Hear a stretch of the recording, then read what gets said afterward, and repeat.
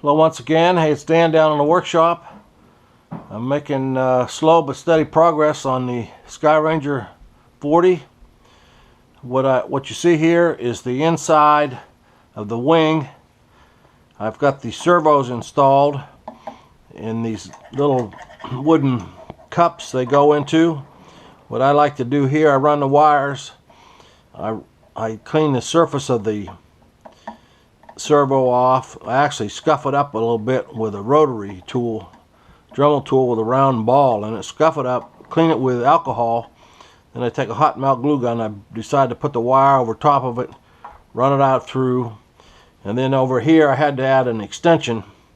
The extensions will come up to about, I don't know, about here. They're down inside here now, but anyway, I had to add an extension. So what I like to do is put them together. And then I put, actually this is just Scotch tape, good old Scotch tape them together so they will never come apart while they're in the plane. Here's the other one here. Here's another servo here. Got it all glued down, so that very strong mount there. And I've got it, you know, I always dread covering the wing, at least I do. It's a big task. So this one is actually come out pretty good. There's like 4 parts to it. There's the bottom and the top of each half, and then there's the end cap. So I've got it covered in this white. Came out pretty good, real tight, and I've actually changed my mind on how to tighten this up. I was tightening up using the heat gun, but I tell you what, the thing that's really worked out well is not so much the heat gun, but this little tool right here, this little thing right here. I think I like it for tightening because you can control it precisely. There's no sock, and it'll make it pop up. And you use the heat gun, it's not quite as controllable. The hot air goes all over everywhere, and it starts to loosen where you've tacked it down. This, you can apply it, you know, the little space right here, you just run it around like this real slowly, and the wrinkles will pop right out. So anyway, you can see the cap. You screw these down. I don't know why, there's a little bit of a wider gap on this one, but it is what it is. I do have, I don't know if you can see them in the film or not, but right here, and a couple places, there's a couple little red dots. I don't know where they came from.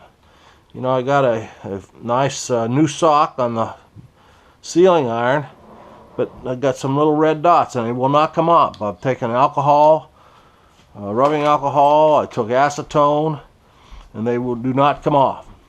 So anyway, my problem is I suspected it might happen. I've had that roll of covering for several years, and this entire plane is in white, both sides of the wing. And sure enough, when I checked it, I ran out of covering. I only had enough covering to do this half, that half, so I've had to stop now and order more covering. So it'll be here probably next week. And I actually got it on sale as monocoat for $16 a roll from Tower Hobbies. So, and I was, you know, always dread doing the tips, the wing tips. Well, these wing tips, if you look at them, they're really not compound curves. I mean, they're angles. These are just straight angles like this. So I'll put a piece on here. It'll overlap right here.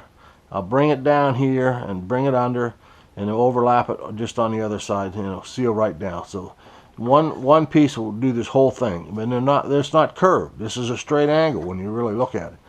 So as wings go, it's really not a hard wing to cover.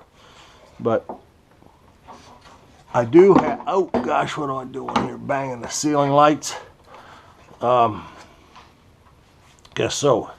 Here's the top. You can see it came out real tight. Comes up over the edge here. And when I run the top, I'll run it around like this. And so this will have a double.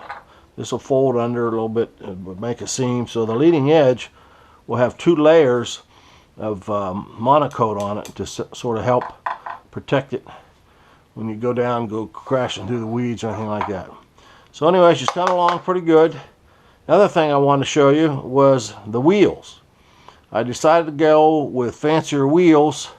I decided to go with Dubro old-fashioned wheels. and here they are here. Here's the wheels. These are pretty pricey. These two wheels, these are 3.5-inch diameter wheels. And these darn things were $38 for two wheels. So the problem is they don't have the right diameter hole in them.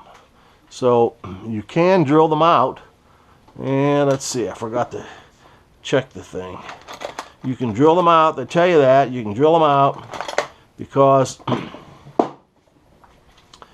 the axle that they go on, this axle is 1,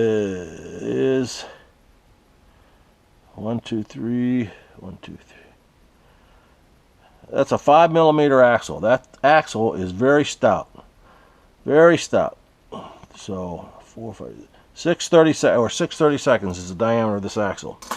So you have to drill these out, and you can do it, but believe me, you need one of these. I've had this drill press for a number of years. I bought it years ago. I made this cabinet for it. It's a 16-speed heavy duty from Central Machinery. It's probably the best piece of equipment I have in the shop, other than my old Sears radio arm saw over there. But you can't, if you don't have a good drill press, you'd be well worth your money to invest in one. But what I had to do was take these wheels, and I made this extra top for it. Take these wheels, of course they were off here, and you put them on here, and then you actually clamp them down with these clamps. This clamping system is really good. You slide these up, put them in there, and clamp them down like that's the wheel.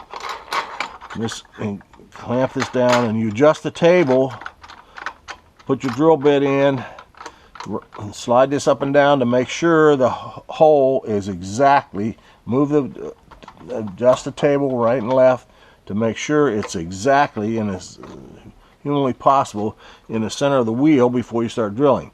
And even if you do that, you can see this wheel probably, if you look real close, if you can see a slight wobble, it's probably a thousandths off or something. But hey, it's an airplane. It's not the wheels. It doesn't run on the ground. It runs in the air. They only have to bounce along the ground till it gets up a little bit when it comes down.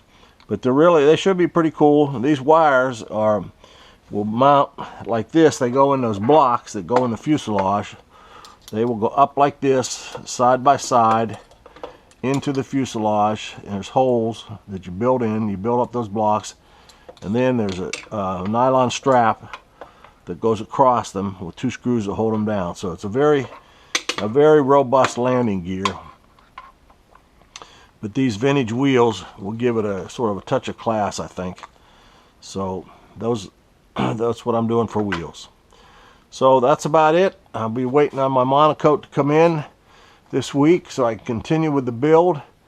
It won't be long. I still got to work on the little bubble that goes behind the pilot, and I've got to work on cutting and gluing on the windshield, and then putting her all together, and then she'll be done.